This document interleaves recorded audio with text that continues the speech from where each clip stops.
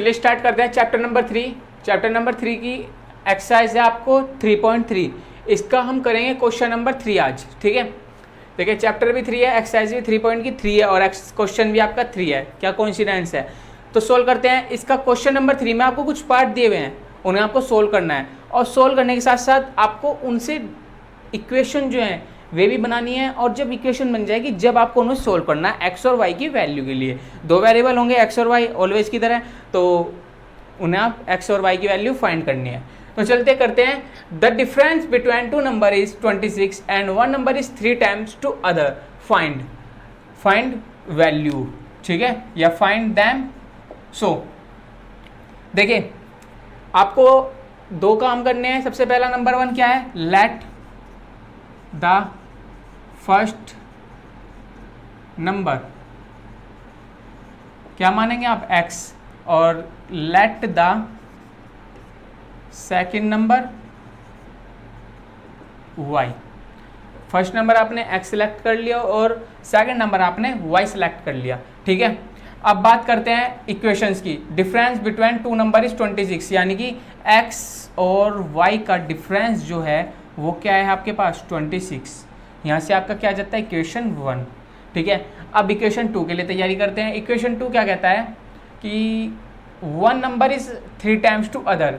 One number जो है, number एक जो x है वो 3 टाइम्स टू है किसके, y के। तो क्या मैं लिख सकता हूँ x is equal to 3y। ये इक्वेशन नंबर 2 आ जाती है आपकी। अब चलिए सोल्व करते हैं, x की वैल्यू फाइंड करते हैं, पिक करते हैं इक्वेशन 1 से।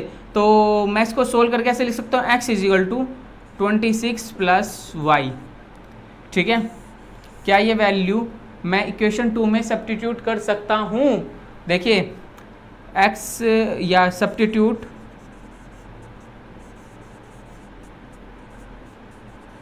The value of x in equation 2। Equation 2 में आप पुट कर दीजिए, तो x की जगह आप क्या रखेंगे 20x प्लस वाई, यानी कि 26 plus y is equal 3y।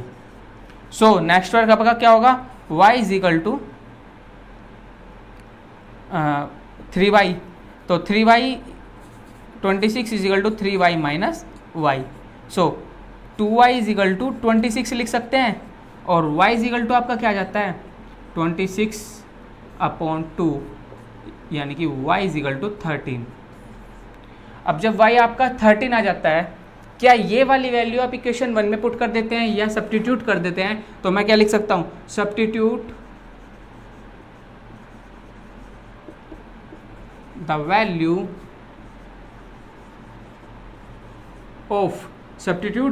Of y in equation, कौन सी इक्वेशन में रखूँ 1 में, इक्वेशन 1 में रख देता हूँ। तो देखते क्या आता है, x minus y is equal to क्या था, x minus y is equal to 26 और मैं y की जगह रखूँगा 13, तो x माइनस 13 इज इक्वल 26। तो x is equal to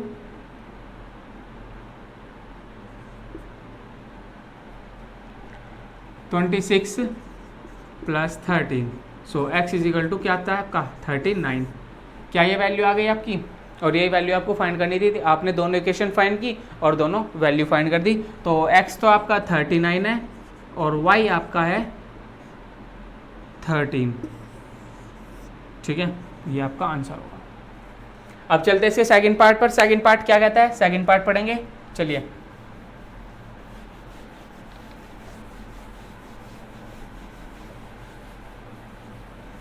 second part देखते हैं।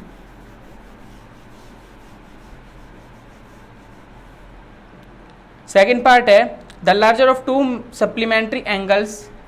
देखिए पढ़ते हैं, the larger of two supplementary angles exceeds the smaller by 18 degrees.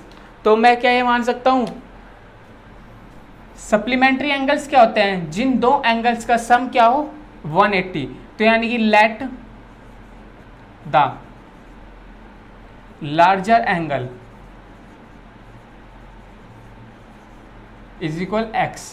देखिए समझिए, लार्जर एंगल आपने क्या मान लिया x, और लेट द स्मॉलर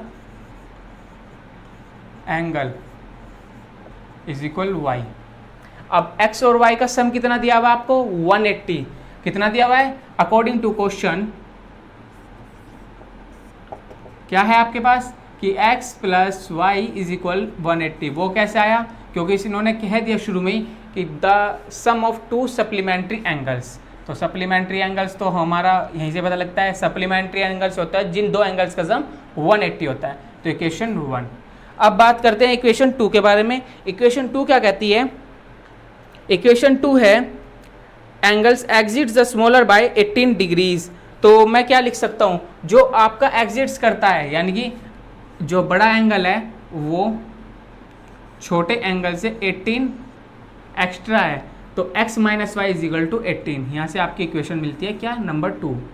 ठीक है, तो सोल्व करते हैं x और y की वैल्यू और फाइंड करके आंसर बताते हैं। तो x प्लस वाई यानी कि x is equal to 180 minus y, 180 minus y. तो ये वैल्यू आपकी आ गई और ये किस में सब्स्टिट्यूट कर दें, इक्वेशन 2 में। तो मैं क्या लिख सकता हूँ, substitute the value of x is equal 180 minus y in equation 2। Equation 2 में पुट कर दी या सब्स्टिट्यूट कर दी, सब्स्टिट्यूट और पुट की मतलब एक ही होता है। तो आपकी इक्वेशन 2 थी x minus y is equal 18 था, तो x की जगह आप क्या रखेंगे 180 माइनस वाई, एक माइनस वाई है और ये 180 ये वाला है is equal to 18। So next step क्या होगा, 180 minus y is equal to 18। So 180 minus 2y is equal to 18। चलिए वहाँ सोल्व करते हैं। ये होता है आपका 180 minus 18 is equal to 2y। तो 180 माइनस 80 यानी कि 162 इज इक्वल टू 2y, यानी कि 162 अपॉन 2 इज इक्वल y क्या आता है आपका 81 is equal to y। y की वैल्यू आपकी क्या आ गई 81, और सेकंड वैल्यू हमें पता ही थी कि दो एंगल्स का सम क्या था x plus y is equal to 180 था। इसमें से एक एंगल आपको पता लग गया x plus 81 is equal to 180। So x is equal to 180 minus 81। 180 minus 81 किया तो आपका क्या आता है आंसर, आपका आता है 10 में से 1 गए 9 और 7 में से 8 गए, 17 में से 8 गए तो 9, तो जो आपका आता है 99। x की वैल्यू क्या आती है आपकी 99। तो आपको पता लग गया जो स्मॉलर एंगल था y वो आपका 81 है और जो ग्रेटर एंगल था x वो आपका 99 है। तो समझिए हमने क्या क्या, x plus y equal to 180, supplementary angles का सम हमारा 180 होता है, तो इसमें हमने लार्जर एंगल x सेलेक्ट कर लिया और स्मॉलर एंगल y लेट कर लिया। इन दोनों का सम 180 के इक्वल लिखा और x minus y equal to 18 था। ये सेकंड इक्वेशन हमें पता चलता है कि x जो है वो y से 18 एक्स्ट्रा है, तो हम इसको ऐसे लिख सकते हैं x माइनस वाई, यानी कि दोनों का जो डिफरेंस होगा वो हमारा 18 होगा। सेकंड इक्वेशन यहाँ से मिल जाती है और इन इक्वेशन को सोल्व करके हम x और y की वैल्यू फाइंड कर लेते हैं। चलिए इसकी फिर चलते हैं थर्ड पार्ट पर। थर्ड पार्ट क्या कहता है देखते हैं।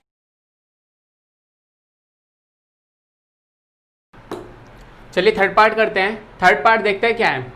थर्ड पार्ट है the coach of a cricket team buys 7 bats and 6 balls for 3,800 rupees.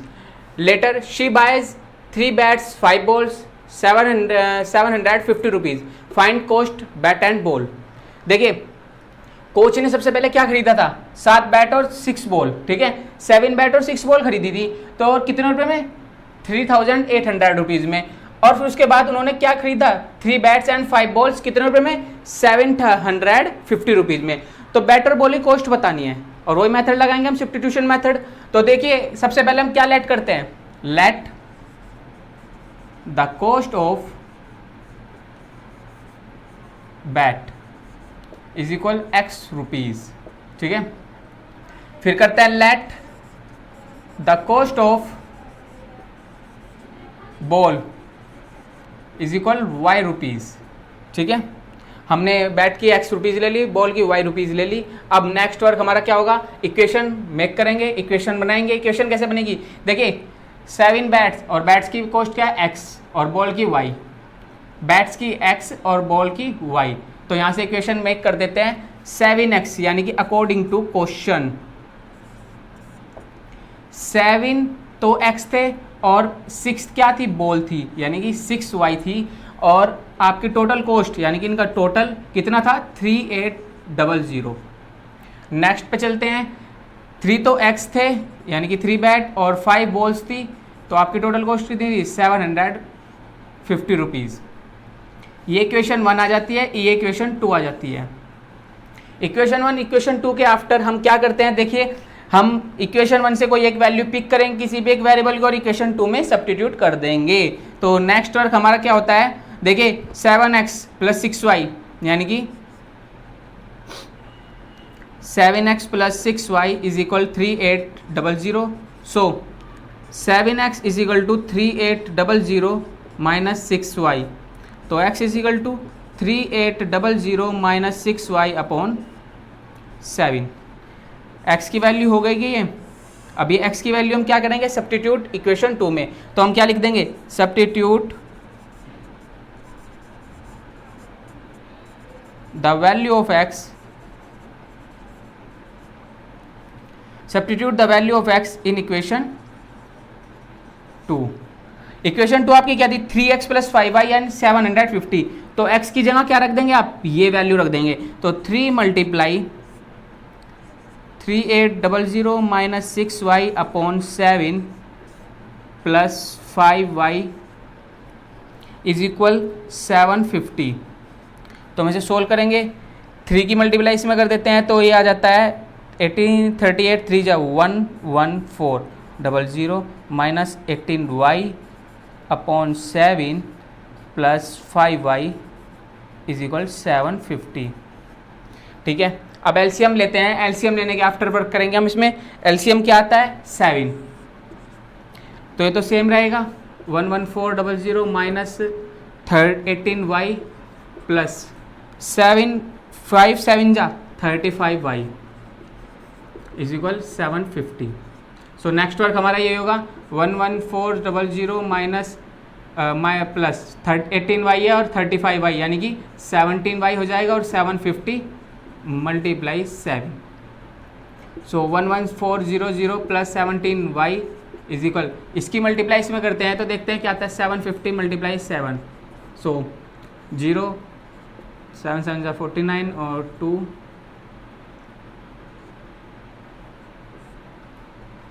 तो क्या आता है 12250। तो 17y is equal to 12250 minus 11400। देखिए करते जा रहे हैं हम यहाँ। ये करने के आफ्टर जब हम क्या करते हैं देखिए समझिए, इसमें से माइनस कर देते हैं 7y इज इक्वल टू ये आता है आपका 122144 यानी कि 8 और 850।